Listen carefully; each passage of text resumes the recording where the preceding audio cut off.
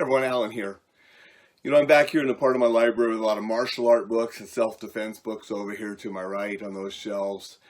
And I was perusing the books, and I saw a book by Bruce Tegner, and I picked it up, was looking through it, an older book of his from the 70s on self-defense. And I saw a little passage that reminded me of something that I wrote in my first book, Hard-Won Wisdom from the School of Hard Knocks, that was published by Paladin Press back in '96. And that was about hand conditioning, and that it's not necessary to condition your hands to effectively be able to defend yourself. Tegner says it's not necessary for self-defense or sport, and he recommends against it for disfiguring your hands. And that was the same thing that I recommended in Hard-Won Wisdom without reading Tegner's recommendation. I've never been into hand conditioning because I don't want hands that are all gross and calloused and disfigured when I have a lot of other things I want to do.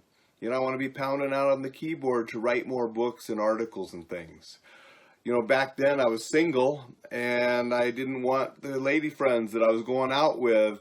I didn't want to have the big calloused, ugly hands going out with them. I wanted nicer hands that I could hold their hand or give them a massage or whatever. Now that I'm married, I don't want my wife to have real gross, calloused, disfigured hands. Don't really want the arthritis that comes with that later on in life either. So for those reasons, I've never been big on hand conditioning, and why I recommend you don't either. You don't need to condition and disfigure and callous up your hands to be able to effectively defend yourself, especially if you're using hammer fists and palm heels, slaps to the ear, those kind of techniques that won't harm your hand like punches can. So that's just a little bit on hand conditioning and why I don't recommend it.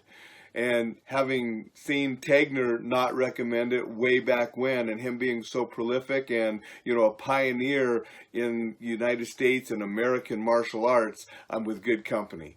So take care and stay safe.